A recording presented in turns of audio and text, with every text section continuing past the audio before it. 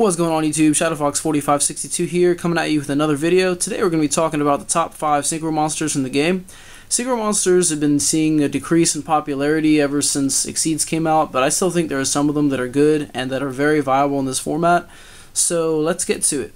Alright, first we're going to do the 2 honorable mentions that I have. The first honorable mention being Beals.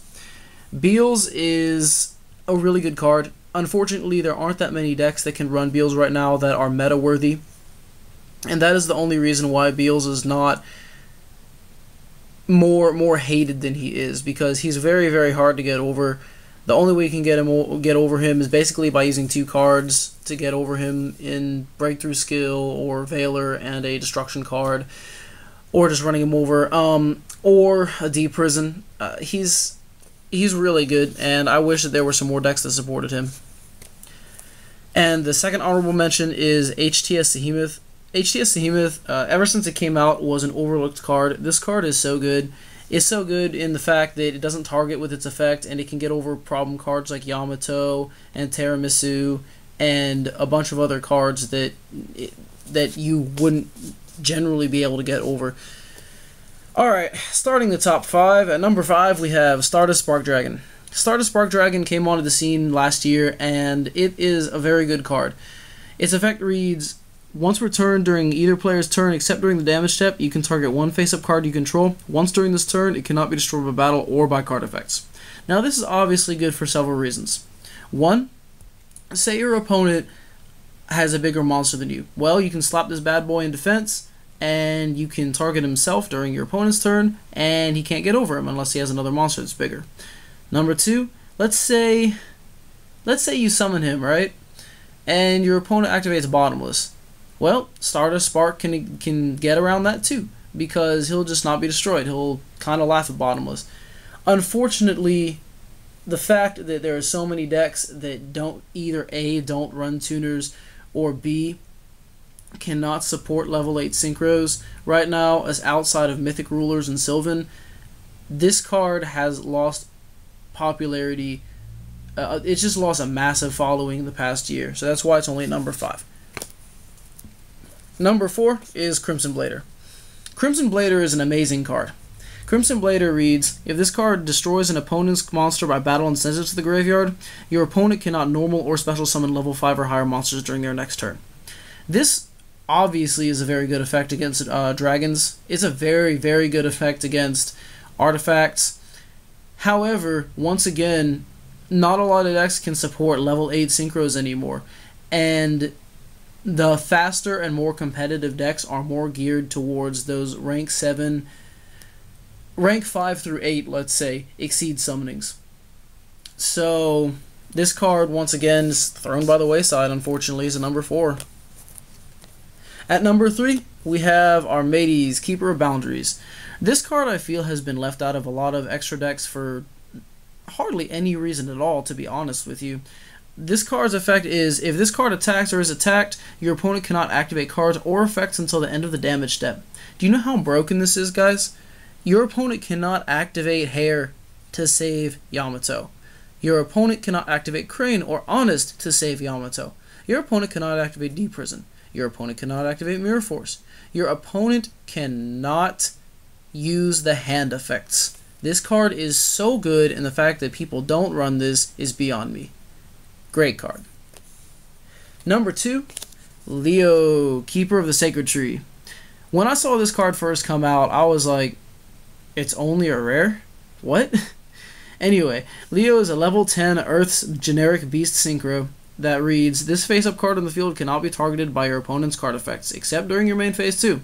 So what does this mean? Hands can't hurt it. Your opponent can't Breakthrough Skill him. Your opponent can't Veiler him.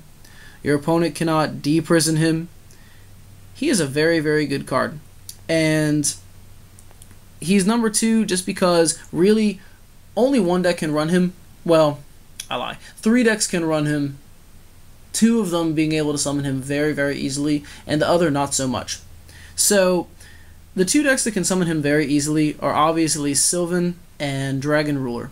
However, the other deck that can run him is Mermail, and Mermail is an okay deck right now. It's not exactly the best, but Leo still deserves that number 2 spot. Finally, number 1 on our list is Shooting Quasar Dragon.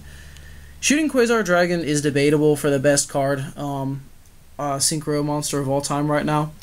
And the reason I say that is because he can only be run in 2 or 3 decks. However, those 2 or 3 decks can summon him so easily. All they have to do is open up a Lone Fire Blossom and a Soul Charge. Shooting Quasar Dragon's effect is it has to be Synchro Summoned, it cannot be special summoned by other ways. This card's maximum number of attacks per turn equals the number of non-tutor monsters used as its Synchro material. Once per turn, when a card or effect is activated, you can negate the activation and destroy it. When this card leaves the field, you can special summon 1 Shooting Star Dragon from your extra deck. Why this card's good? Well, it's not so much this card as it is all of its side effects of it coming out, if you want to say that. So, okay, let's go over it. To summon it, you have to have a Formula Synchron and 2 level 5 Synchro monsters. Or you have to have all 4s, or any combination. However, the most common is Formula, a TG Hyper Librarian, and another card. So what you're going to do is you're going to go into TG Hyper Librarian first. Then you're going to go into Formula, which is going to make you draw 2. That has already caught you up by 2 cards that you used to bring out the monsters to go for Hyper Librarian and Formula. That replaces your Soul Charge and your Lone Fire. So you already have 2 free monsters on the board. That is always a great thing. Next, you go for Armades or any other level 5 you want. So you plus 2 because you've only used 2 cards at the beginning, so you're getting a free monster plus you are getting an extra draw. Now, that plus 2 is going to come into play when you Synchro for Shooting Quasar Dragon, because you're going to take that plus 2 and get rid of it to summon him. However, he is going to give you a plus 1 because of what he negates on your opponent's field, and he is going to give you another plus 1 if your opponent destroys him in summoning Shooting Star Dragon. Shooting Star Dragon you might think is a 1-for-1 with Shooting Quasar, but it really doesn't matter once Quasar is negated and affect that turn. So, all in all, Shooting Quasar is so good. He's a monster. I mean, honestly, all these guys are good, and I wish that Synchros would come back to the way they used to be. And who knows, with the next pack that's coming out, they might. So, leave a comment, like, subscribe, tell me what you guys thought of this video. If you want to see more top 10s, just make sure to like and comment. I take your feedback very seriously and everything. And I am at, I believe, 83 subscribers now, so I've gone up by 20 since I started doing videos again. So please keep the subscribing up and everything. Like I said, once I get to 100, I'll probably do a box giveaway. But anyway, thank you for your support, guys. Take it easy. Peace.